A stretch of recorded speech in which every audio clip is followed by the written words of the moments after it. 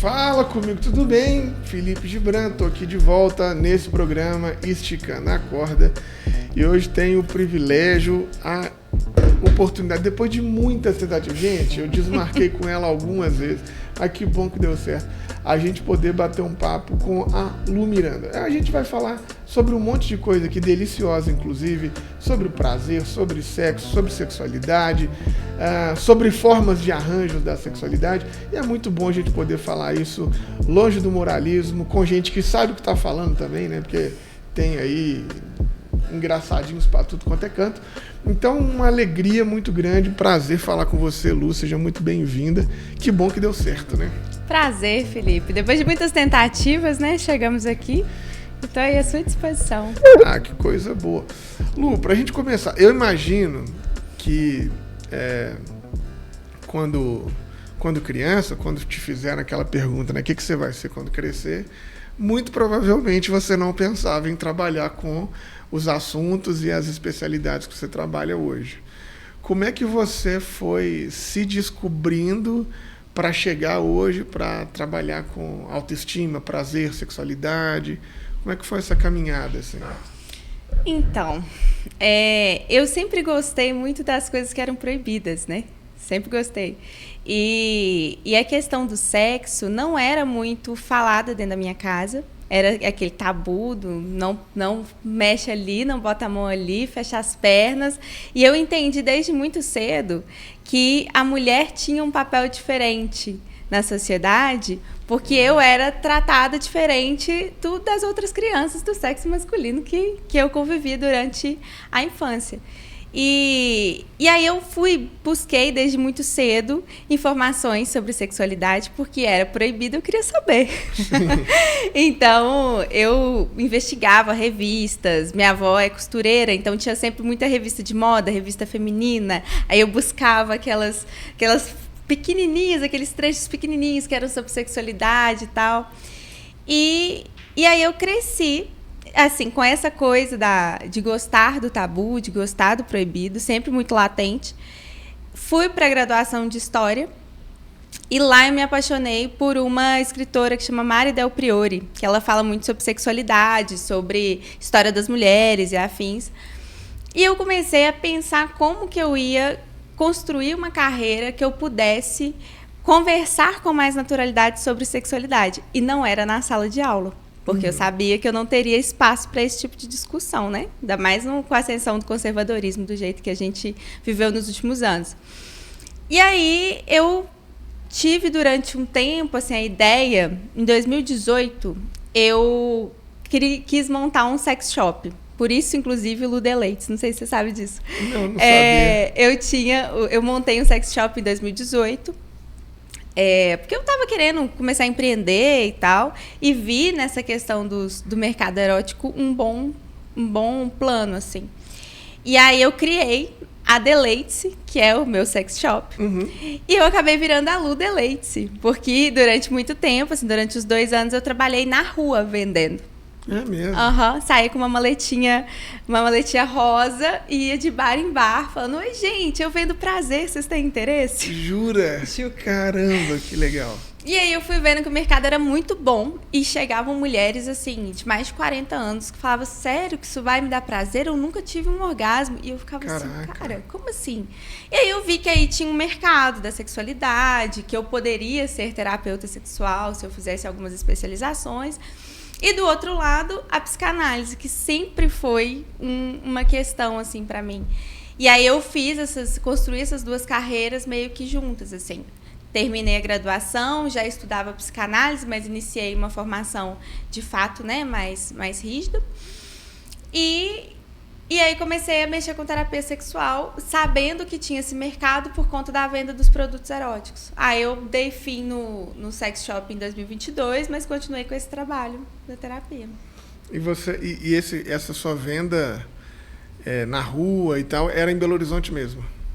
Era. Essa ideia de que Belo Horizonte é uma cidade assim, mais provinciana, mais conservadora, não se aplica muito à venda de produtos do sex shop, ou aplica? Cara, aplica, porque eu lembro de algumas situações que a pessoa falava assim: você tem um cartão?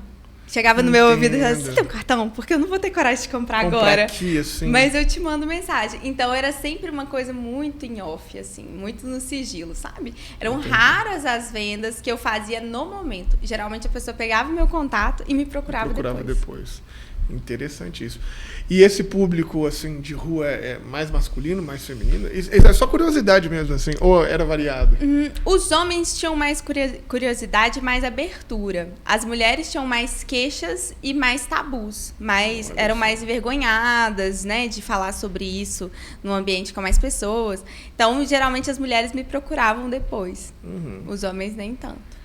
Que é mais ou menos um reflexo mesmo da sexualidade como ela está sendo colocada, né? Parece que o prazer e a sexualidade para as mulheres é um lugar um pouco mais distante, e para nós homens o mundo é aí, a gente explora o que quiser. Parece que meio que funciona assim também, né?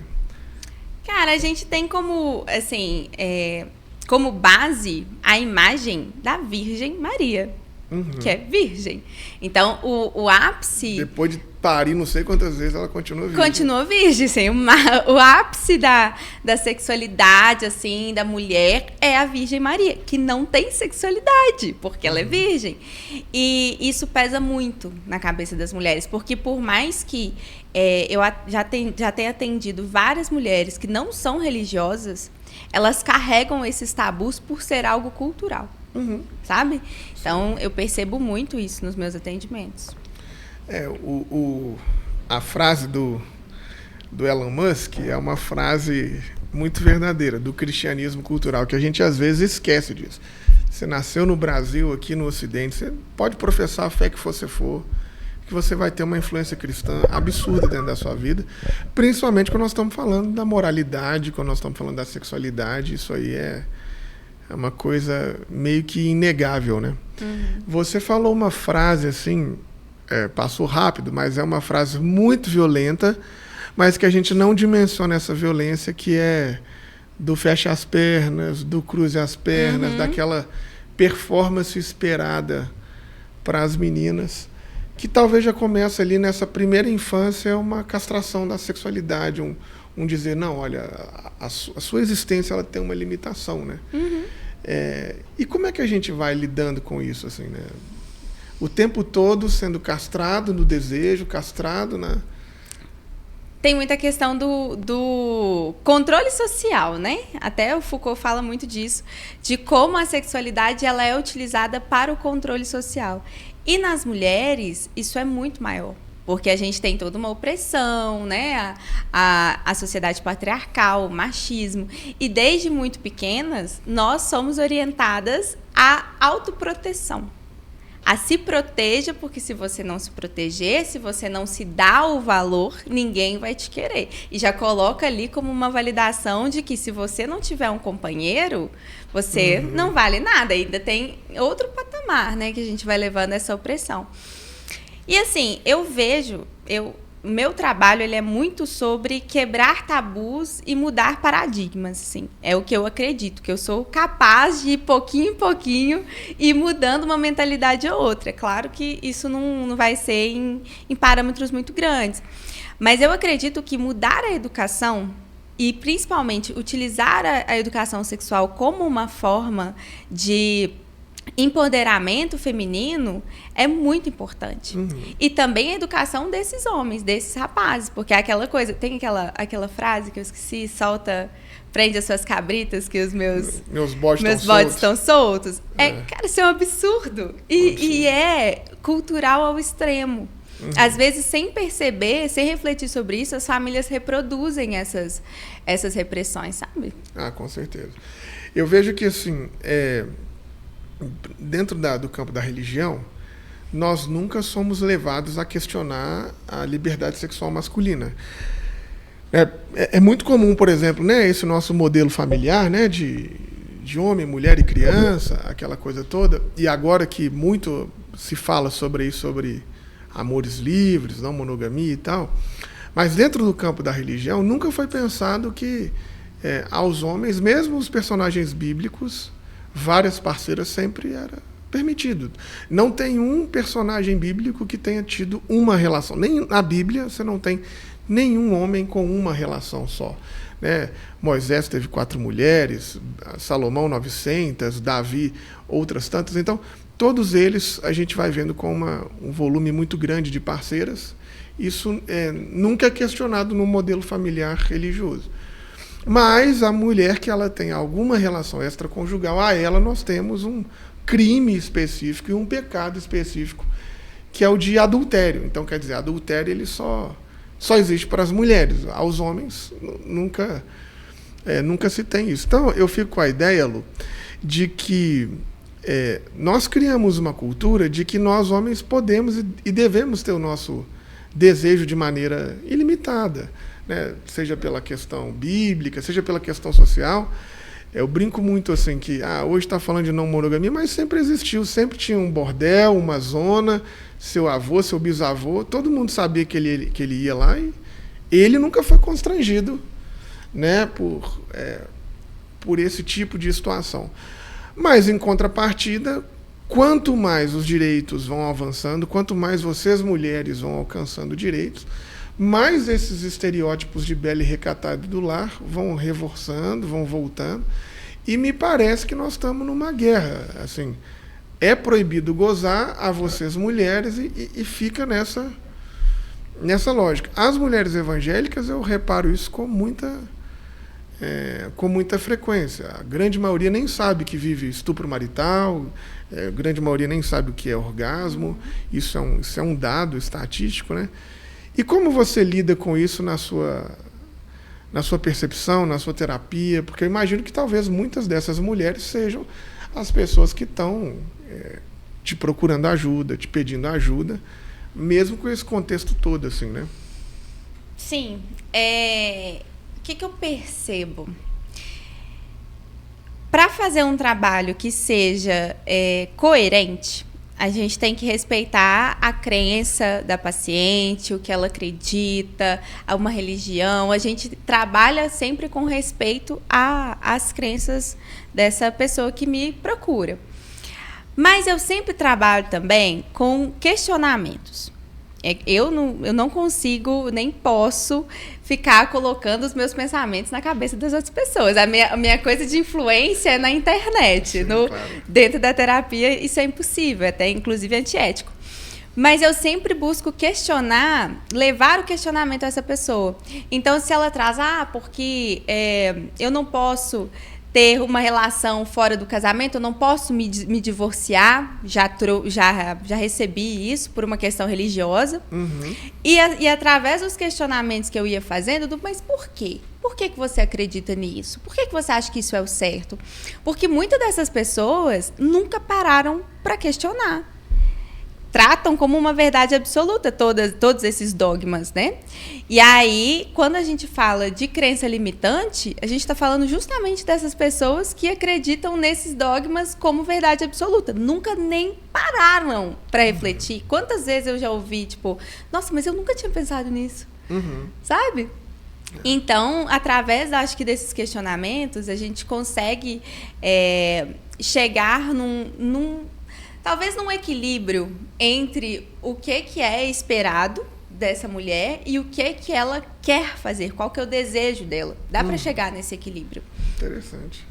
Não, e no caso específico das religiosas do cristianismo, eu sempre me questionei, porque a Bíblia ela tem um livro específico só sobre o prazer, escrito por mulheres. Quer dizer, você tem um livro de 3.000 anos, onde a mulher ela não quer casar, ela não quer ser mãe, ela só quer se relacionar afetivamente e eroticamente com o seu amante.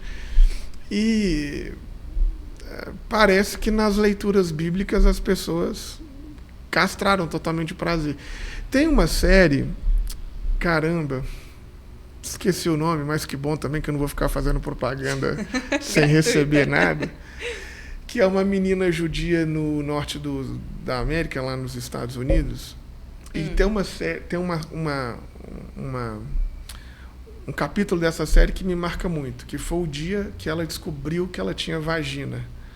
Ela num contexto muito ortodoxo, e ela não sabia que ela tinha vagina, ela tinha 17 anos e estava iniciando ali um processo para casar. Acho que era 16 ou 17 anos. E aí uma das mulheres, assim, manda ela se tocar.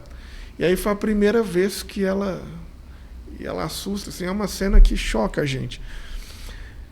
Mas não me parece tão incomum o fato da gente não ter o hábito de falar, principalmente com as pessoas mais jovens, sobre educação sexual, sobre o corpo, sobre se tocar, sobre prazer, sobre orgasmo. Você estava dizendo que você descobriu que a sala de aula talvez não seria esse espaço, mas não seria bom se fosse discutir o quanto antes com os adolescentes, com as crianças? Porque hoje, quando a gente fala sobre educação sexual, os imbecis da direita estão achando que nós vamos levar vídeo pornô para a escola para ensinar menino a transar. Mas qual que é, de fato, essa importância de falar sobre a sexualidade, sobre o corpo, sobre o prazer, para essas crianças que estão iniciando ali uma vida, que estão lotados de hormônio, que estão começando essa fase assim, né, da puberdade? Como é que você, como terapeuta, pensa essa necessidade? É essencial, por uma coisa, proteção. A educação sexual ela é essencial para essas crianças e para esses jovens como uma forma de proteção, de autoproteção. De você poder ensinar para uma criança que em determinado lugar ninguém pode tocar, só o pai e a mãe ali no momento de higiene. Então, assim, se você poder ter essa oportunidade de ensinar crianças e adolescentes, você está ensinando eles a se protegerem. A entender, por exemplo, que não é permitido fazer relações não consensuais, porque muitas pessoas acreditam que é até uma forma de amor. Não, meu marido chegar aqui e me pegar sem vontade, mas ele me pegar para ter uma relação é uma forma de amor. Ele me ama, ele me procura, ele poderia estar procurando fora, sabe? Esse tipo de coisa acontece com muito mais frequência do que a gente imagina. Fora situações de abuso infantil, de abuso de adolescentes, que se essas crianças, se esses adolescentes soubessem o que está acontecendo, o que não deveria acontecer, eles poderiam buscar ajuda, né? Acontece com muita frequência. A gente sabe aí de abusos e que essas crianças não têm nem conhecimento de que aquilo é errado. Às vezes chega um adulto e fala, olha, eu vou fazer tal coisa com vocês, não pode contar para sua mãe, sabe? Isso acontece com muita frequência. E se a gente tivesse uma educação sexual que seja acolhedora e não que colocasse medo, porque a educação sexual, acho que desde a minha época, antes para cá, é colocar medo de IST e de gravidez. É para isso que serve. Não, até eu sou vasectomizado e até hoje eu tenho medo de engravidar. De tanto que a minha mãe falava comigo e com meu irmão, você tá louco. Pois é. Então, assim, essa coisa a política do medo, né? O ensino pelo medo não funciona, porque é igual o Proerge. Você fala tanto que você não pode usar droga que o menino vai querer experimentar, sabe? Se você colocar esse controle todo em cima do sexo, é óbvio que vai despertar cada vez mais curiosidade. Isso é científico. Quanto mais se proíbe uma coisa, mais vontade a pessoa tem de fazer. Sim. Então, o tipo de educação que é feita hoje, assim, na minha opinião, é completamente errada. A gente poderia mudar muitas coisas se a gente tivesse educação sexual nas escolas. Sim. E qual que você acha, assim, que é a importância do prazer, do gozo, sabe, do orgasmo na vida, assim? Como é que você avalia isso? Cara, para mim, tem uma importância de constituição da pessoa.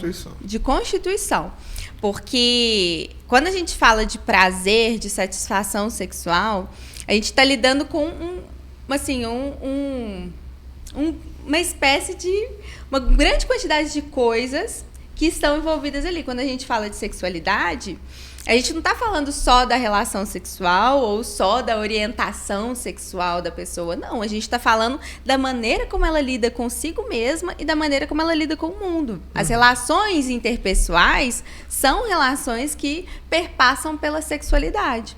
Então, para mim, a questão do prazer ela é constitutiva. É ali que você consegue se sentir bem consigo mesma, que você tem uma troca ali com a pessoa que você ama. E para a autoestima também é sensacional. Uma pessoa que tem a vida sexual ativa e saudável geralmente tem uma autoestima muito maior do que aquela pessoa que não tem relações.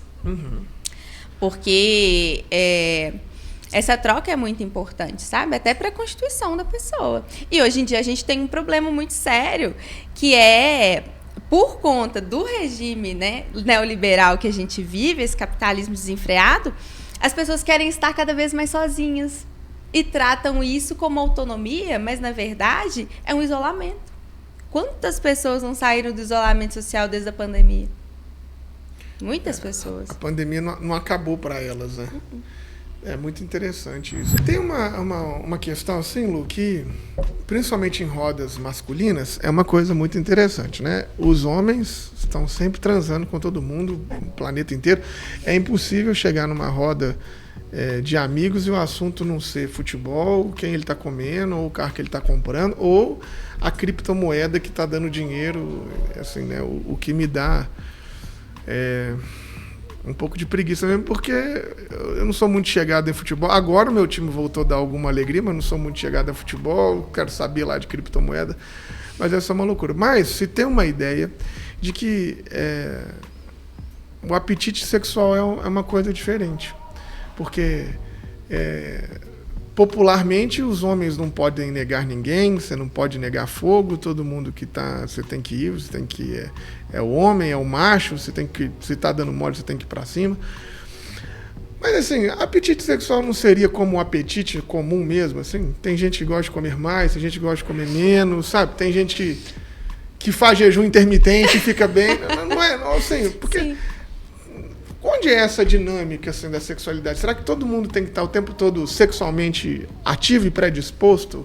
Como é que funciona? Eu costumo falar que todo mundo tem que estar sexualmente saudável, dentro da sua perspectiva do que é estar sexualmente saudável para você. Então, tem pessoas que ficam felizes com uma frequência sexual de 5 vezes por semana e outras que ficam felizes com uma frequência sexual de 2 vezes ao mês.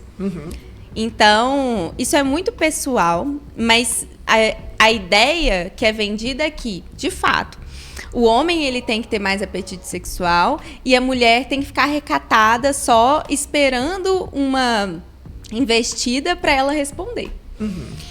E isso é muito complicado, porque coloca do lado dos homens uma pressão de ser o pegador e coloca do lado da mulher uma pressão de não poder expressar a sua sexualidade, porque a sexualidade dela só é verificada se tiver alguém querendo.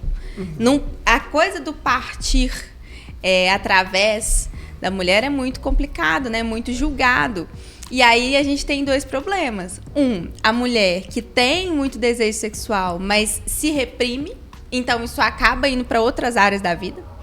Se você, uma pessoa que é reprimida sexualmente, ela pode desenvolver uma ansiedade, uma depressão, diversas patologias por conta de uma coisa que está sendo mal trabalhada ali.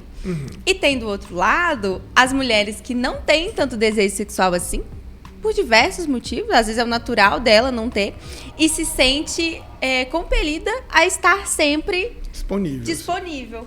E aí é sentar e discutir, sabe? Para se entender o que é saudável para cada um. Porque não existe um sexualmente saudável, que é unânime. Isso não existe.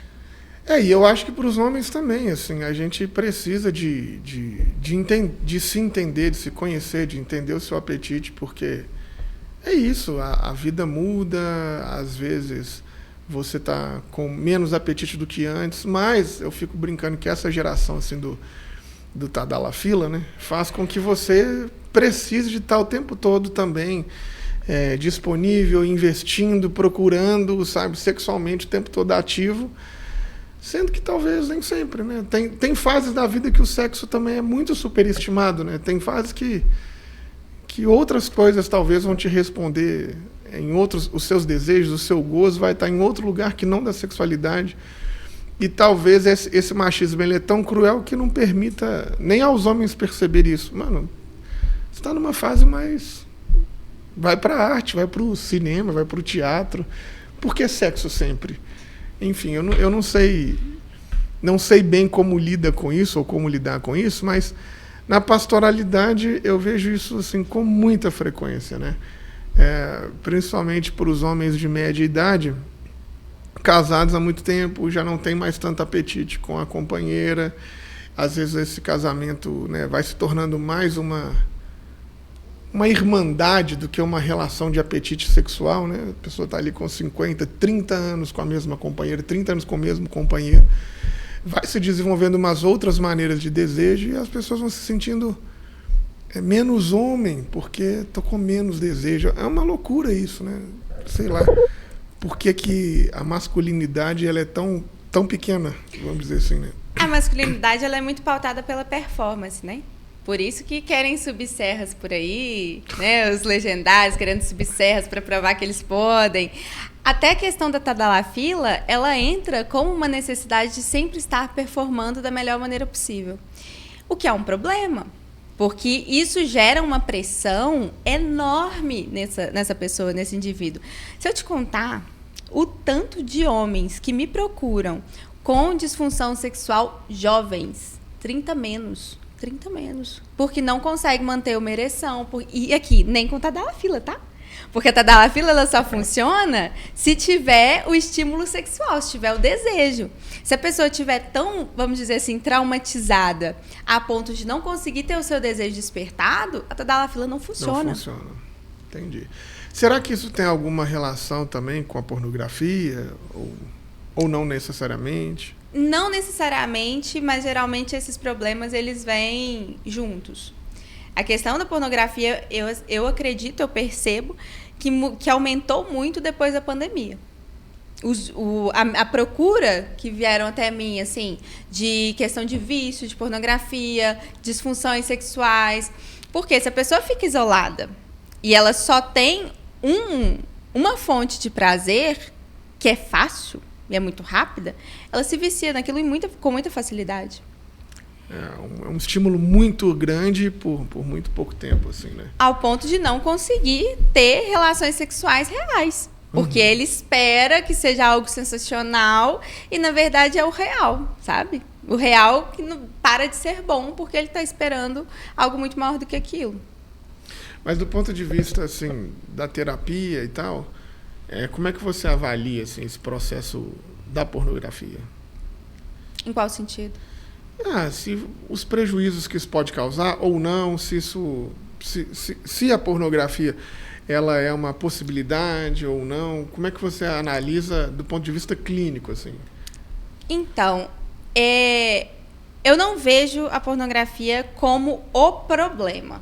Ela faz parte de um problema que passa pela falta de educação sexual, pela falta de conhecimento dessas pessoas e por uma dificuldade cada vez mais latente, que eu percebo, das pessoas se relacionarem. Então, saiu até uma pesquisa, que eu não me lembro de qual a fonte, depois eu posso procurar, de que as mulheres estão cada vez mais libertárias, mais buscando uma liberdade, e os homens estão cada vez mais conservadores. Acho que é ucraniana, russa, enfim. E isso tem gerado um abismo entre os gêneros, principalmente agora, na geração Z, nessas novas gerações. Então, os homens eles não sabem nem como chegar na mulher. Porque o pensamento dele é completamente diferente do dela. E aí, esse abismo que se cria, os homens vão procurar o prazer na pornografia e na prostituição. A frase mulher do job, não sei como é que a internet está usando. Do job virou meme, né? Virou uma coisa. Mas assim, ó, eu vou te dizer o seguinte, Lu. Eu encontro muitas pessoas, na minha comunidade, inclusive, tem muitas, assim, que eu atendo com alguma frequência. Tá ali dos 30 a mais e quer ter uma relação, às vezes quer até encontrar com alguém, seja o que for, mas é muito desinteressante, é desestimulante para essa mulher encontrar uma pessoa da idade dela ou mais velho, porque é isso que você falou. Os caras são, tipo, de ultradireita, conservadores, aí tem aqueles pensamentos idiotas de tipo, se você é mãe solo, que não sei o quê. Então, quer dizer, parece que os homens de 30 a mais, se eles não são red pill, eles flertam todos ali com essas mesmas ideias. E as mulheres que já estão nessa fase dos 30 a mais, já se desconstruíram numa série de questões, já conseguiram romper com essa fantasia do belo e recatado do lar, já conseguiu talvez se encontrar no seu prazer, já conseguiu romper com isso. Isso sem contar que dados do carnaval aí, Belo Horizonte agora virou BH gay. Né? Foi o que eu vi na capa do jornal. Assim, eu vi uma matéria falando isso do carnaval, BH gay. Então, quer dizer, pode até ser. As pessoas estão até falando de amores livres, poliamor, não monogamia, quer dizer, que teoricamente deveria ser para aumentar as nossas relações, mas aumenta como? Se as pessoas são desinteressantes, se você não tem a pessoa correspondente do mesmo gênero, como é que... Mas será que as pessoas são de fato desinteressantes ou será que está todo mundo sem paciência para se relacionar? Sem paciência. Sem paciência, sem tempo, sem disponibilidade. Porque, assim, as pessoas não mudaram tanto. É óbvio que de tempos em tempos tem ali uma hegemonia de pensamento, mas continuamos, assim, cheio de possibilidades. Eu não gosto desse discurso de que as pessoas não são interessantes ou que as pessoas não querem se relacionar. Tá todo mundo querendo se relacionar. Tá todo mundo. Todo mundo não é muita gente? Todo mundo é muita gente, mas assim, uma boa parte das pessoas querem e não conseguem. Aí vem o que você trouxe. Tem a questão de disparidade de pensamento, até de disponibilidade de parceiros sexuais ali da sua orientação. Mas eu acho que é muito mais profundo do que isso. É um problema de uma dificuldade do que a gente chama de terceiro setor, que é ter uma comunidade. Então, assim, as pessoas sentem falta desse terceiro setor, que você tem a família, você tem o trabalho e tem que ter um terceiro setor. Que pode ser uma religião, pode ser um grupo de esporte. Por que a corrida cresceu tanto nos últimos tempos? Porque o pessoal está transando? Não, porque a corrida é coletiva. Querendo ou não, cria-se um movimento coletivo que funciona como um terceiro setor. Sim, uma ideia de pertencimento. Exatamente. Então, assim, eu vejo que o problema está aí. Na desconexão entre as pessoas. Que é muito fácil eu falar, porque não tem homem disponível para... Igual a Xuxa, no Brasil não tem homem para mim, sabe? É fácil entoar esse discurso se você não está se esforçando o mínimo. Se você quer que o seu parceiro seja o entregador do iFood, porque você não sai de casa. Você não se propõe a estar em outros ambientes. Então, o que eu percebo é isso, uma indisponibilidade de ambas as partes, porque eu recebo queixa de mulheres e de homens que querem se relacionar. Mas que relacionamento é esse? O que você está esperando desse relacionamento? Porque geralmente a frustração é muito grande porque a expectativa também era desproporcional. Exato. Os aplicativos ajudam? Eu não sei. Eu acho que já ajudaram. Hoje em dia eles mais atrapalham. Porque coloca em xeque a coisa da hiperdisponibilidade de pessoas e cada uma, né, entre elas, e a coisa da escolha, da possibilidade de muitas escolhas. Então, se você vê ali diversas pessoas num cardápio, você tem a crença de que o próximo match sempre vai ser melhor do que aquele. Mas isso é uma loucura. Isso é uma loucura. Porque quando a gente fala de relações sociais, a gente não pode criar esse tanto de expectativa que a gente colocou na nossa cabeça que a gente tem que criar. Sim. Vai vir algo defeituoso. O início da relação pode ser uma merda. Sabe? Às vezes, inclusive, as primeiras relações sexuais com determinada pessoa. Aí você tem uma relação sexual e fala, não serve pra mim. Poxa, vocês nem se conheceram. Nem tiveram tempo de estruturar nada diferente. Então, eu vejo muito essa questão, assim, de um imediatismo, de que as coisas já cheguem, né, conectadas, sabe? Aquela química de comédia romântica. Eu vejo isso, essa questão do imediatismo, e também da indisponibilidade afetiva. Se não está perfeito, eu não quero. Eu fico olhando, Lu, assim, na minha cabeça, é muita... Os astros têm que estar muito alinhados para você encontrar uma pessoa assim, do nada, que você tem pouca relação, que você conhece pouco, que vocês estão ali mal conversamos, a gente mal sabe, e a questão funcionar toda perfeita, a sexualidade... Eu fico pensando, cara, o sexo, ele também prescinde de um pouco de profundidade. Acho que traduzir a sexualidade só para essa questão fálica, genitálica, corpórea, você acaba diminuindo também todos os prazeres que a sexualidade podia trazer, né? Porque em muitas relações a sexualidade ou o prazer ou o gozo nem está na performance, né? Quantos sexos performáticos ruins você fez, mas foi maravilhoso porque tinha afeto, porque tinha cumplicidade, porque, sei lá, porque é o homem, porque é a mulher da sua vida. E, às vezes, outros que são, assim, mirabolantes. Você fala, foi, mas...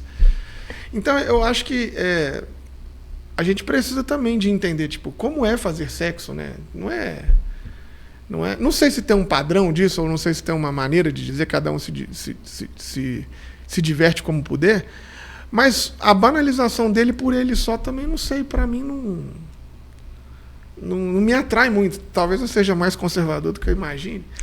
Mas o sexo pelo sexo, sem inteirar o outro, sabe? O sexo sem o outro estar presente ou sem você estar presente é uma coisa que... Pois é. Assim, pro sexo deixar de ser pelo sexo, só uma coisa física, é necessário uma coisa que muitas pessoas não estão dispostas de forma alguma a fazer: se vulnerabilizar. É muito possível ter uma relação sexual muito boa, proveitosa, em relações casuais.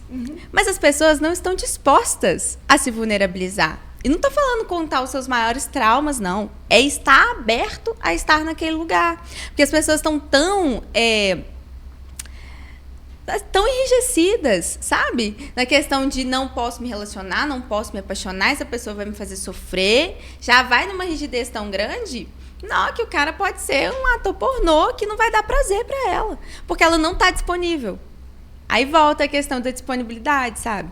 E eu concordo contigo da questão do sexo ser mais do que algo mecânico e físico. Tem que ter uma conexão, pode ter uma conexão, né? E essa conexão ela só vai existir através da disponibilidade de se vulnerabilizar. Não, eu concordo com você em gênero e número, assim, porque talvez essa nossa sociedade inteira da performance deixa pra gente assim, essa dificuldade, como se vulnerabilizar, como ser sensível, como se isso fosse um problema. Em parte, às vezes até né, Lu? Porque às vezes a gente se vulnerabiliza com tanta gente filha da puta que você acaba se ferrando. Mas há de haver espaços para ser vulnerável, né? Há de haver espaço para ser... Enfim. Mas, usando esse espaço aqui também para falar com uma galera que talvez não entenda, não percebeu ou ainda não se deu conta sobre... Como é que a gente vai lidar também com o sexo como esse espaço da cura mesmo? Como você estava dizendo, tem gente que nunca gozou, e aí eu acho que o sexo como espaço da cura é falar sobre esse caminho. Gente talvez com, sei lá, com vaginismo, gente que sofreram traumas e agora não sabem mais como vão lidar com a sexualidade da agora para frente. Como é que a gente tenta também conversar com essas pessoas sobre... Às vezes pode ter problema nesse caminho e está tudo bem ter problema nesse caminho. Você está dizendo, né, sobre o volume grande da impotência, seja ela física, psíquica, não sei, né? Vai ter vários fatores. Como lidar com isso, assim? Vamos dizer assim, né? Quando o sexo não vai, quando não... É necessário que tenha disponibilidade da pessoa de resolver essa questão. Porque, por exemplo, eu já atendi pacientes homens que, se não resolveu na terceira sessão, desistiu. Ao ponto de falar, eu não sou homem o suficiente, eu não sei o que eu vou fazer da minha vida, porque eu não consigo manter a ereção. Então, o primeiro passo é estar aberto a resolver aquela questão. Porque tem situações também que essa questão nem vira uma questão, nem vira um problema. Sabe? Então, o primeiro passo é a pessoa entender aquilo como algo que a prejudica. E, a partir daí, trabalhar o que pode ser desenvolvido. Mas a maioria, assim, o que eu percebo no meu trabalho é que muitas pessoas têm mais experiências ruins do que boas no campo da sexualidade.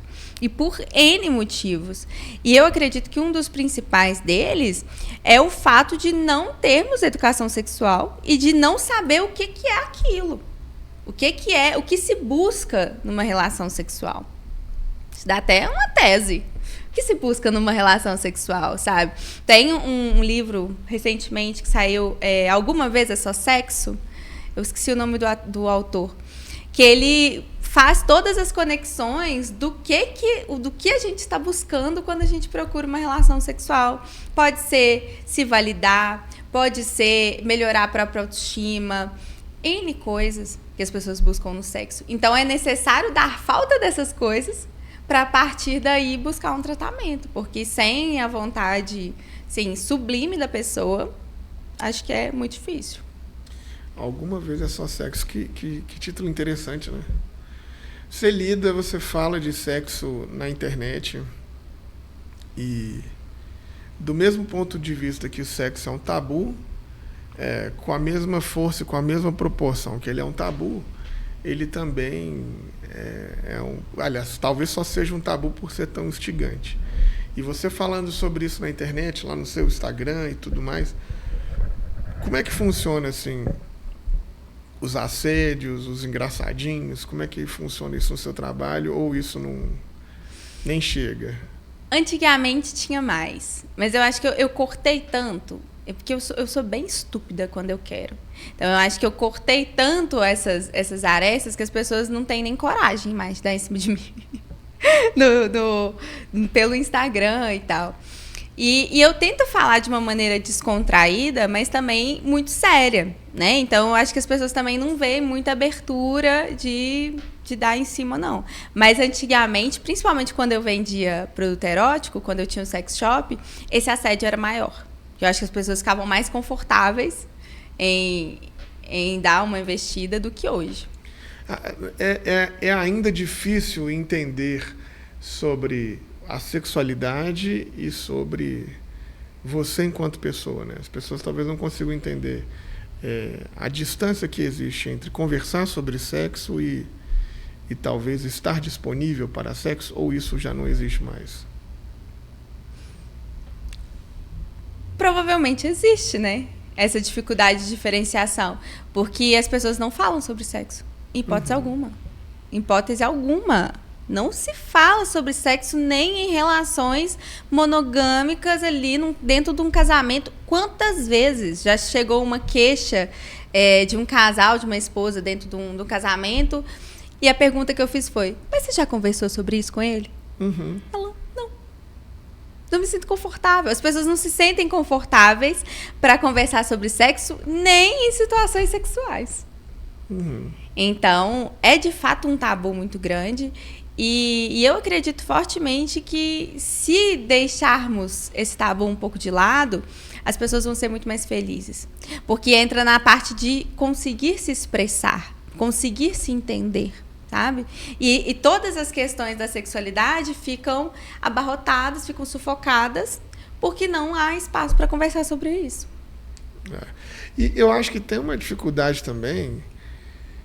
Desconhecer é uma dificuldade, eu acho que natural, assim, pelo menos eu vejo muito isso, né? O campo evangélico lida muito com tudo como se fosse pecado. Então, na minha adolescência, aquela coisa tudo, eu nunca fui estimulado a me masturbar, me conhecer, em nada disso. Pelo contrário, isso era pecado, não se podia fazer de maneira nenhuma. Então, você cresce não sabendo o que você gosta, o que é bom, o que não é. Para as mulheres, então, que a sexualidade é infinitamente mais complexa, que a genitália é infinitamente mais complexa, que as maneiras de prazer é infinitamente mais complexa, é mais difícil ainda. Então eu tenho essa ideia de que, como você ainda nem se conhece, é muito difícil você dizer ao outro, inclusive, o que é bom, o que não, o que sim. E mesmo às vezes se conhecendo, socialmente dizendo, as pessoas ainda acham desconfortável, dizem: olha, eu não gosto disso. Como a gente faz isso também, assim, Lu, para estimular? Porque eu acho que o sexo sendo bom é esse sexo que você se entende, se conhece, que você orienta. Não é sobre fazer um GPS da transa, não é sobre isso, mas não seria importante também, assim, ter essa perspectiva de, olha, a gente precisa de comunicar, precisa te dizer o que eu gosto, você precisa de me dar esse feedback. Como que a gente estimula isso também, né, para os casais, para as relações? Como se faz isso? O primeiro ponto é falar sobre sexo, né? É ter essa liberdade de falar e, a partir daí, se permitir uma autoexploração. Porque eu percebo muito, principalmente em relacionamentos monogâmicos, pessoas mais conservadoras, as mulheres terceirizam muito o prazer delas para esse parceiro. Então, existe uma expectativa de que esse parceiro a satisfaça, mas ela não sabe como que ela gosta. É o ponto que você está dizendo aí.